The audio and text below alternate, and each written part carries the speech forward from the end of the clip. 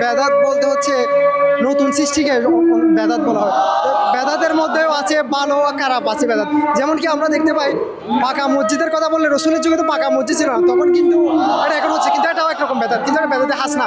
তাহলে এটা আমরা বলতে পারি কি এখন আচ্ছা যারা এটা বেদাত বলে তারা কিন্তু দেখা যায় তাদের কোনো নেতা কোনো একটা পদ উন্নতি হলে তারা কিন্তু সেটা জুলুস করে ফেলে রাস্তায়। আমরা দেখতে পাই, অনেক দেখেছি এরকম আছে যারা বলে তাদেরকে দেখেছি। তারা তাদের নেতাকে দিয়ে জুলুস করে, আমরা রসুলের আগমনের খুশিতে জুলুস করি। এটা কোনো বেদাতের কিছু না, এটা হচ্ছে শুকরিয়া জ্ঞাপন করা। তিনি রসুল যে আমাদের মাঝে আসেন তার প্রতি শুকরিয়া জ্ঞাপন করা। তাদের হচ্ছে রসুল যে আমাদের জন্য রহমত নিয়ে এসেছে সেটা তাদের পক্ষে তারা মানতে চায় না। সেটা না হয় আমরা দেখতে পাই তাদের একজন সন্তান জন্ম নিলে তারা কিন্তু মিষ্টি বিতরণ করে চার জায়গায়, কিন্তু সেই হিসাবে আমরা রসুলের রসুলের জন্মদিন আসলে আমরা কেন খুশি উদযাপন করতে পারবো না? এটা অবশ্যই আমাদের বিবেকে কি বলে, আমরা আল্লাহর কাছে শুকরিয়া আদায়ের জন্য মানে রসুলের আগমন যে আসছে সেটা যে আমাদের জন্য কত বড় রহমত, সেটার জন্য আমরা সুখী জ্ঞাপনের জন্য মিলাদ উদযাপন করছি। যেমন তারা তাদের সন্তান জন্ম নিলে যেভাবে উদযাপন করে, তো এটা তো আর তফাৎ কিছু নাই। তাদের বিবেকের কাছে প্রশ্ন করতে হবে এটা। আসলে তারা যদি রহমত স্বীকার করে তাহলে তাদের অবশ্যই মিলাদ উদযাপন করা দরকার। এই আয়োজনের মূল প্রতিপাদ হচ্ছে রাসূল সাল্লাল্লাহু আলাইহি সাল্লামের জন্মদিন, আগমন, এর তাজকিরার আলোচনা এবং দুনিয়াবাসীকে দেখিয়ে দেওয়া যে ওমা আরসালনাকা ইল্লা রাহমাতাল লিল আলামিন।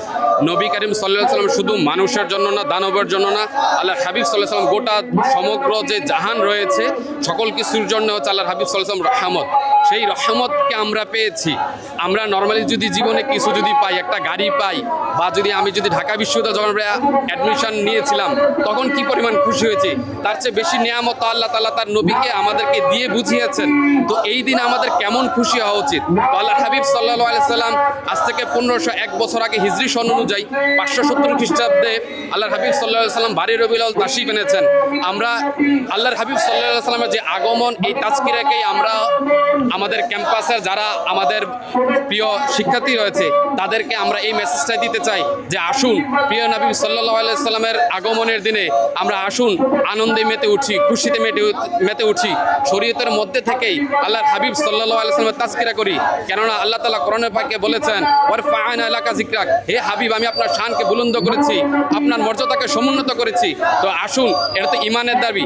আলা লা ঈমানা লিমাল্লা মুহাব্বাতাল্লাহ, যার অন্তরে নবীর মুহাব্বত নাই, তার কি নাই, তার প্রেম, তার হচ্ছে ঈমান নাই।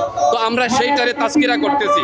তো আমরা আপনাদেরকে আহ্বান করব, আমাদের এই জুলুসের একটাই উদ্দেশ্য, সেটা হচ্ছে আল্লাহর হাবিব সাল্লাল্লাহু আলাইহি সাল্লামের আগমনকে, আল্লাহর হাবিব সাল্লাল্লাহু আলাইহি সাল্লামের সিরাতকে, তিনি যে গোটা জাহানের জন্য যে রহমত, সেই মেসেজটা আমরা সবার কাছে পৌঁছে দিতে যাচ্ছি। সেটাই আমাদের আজকের জুলুসের উদ্দেশ্য।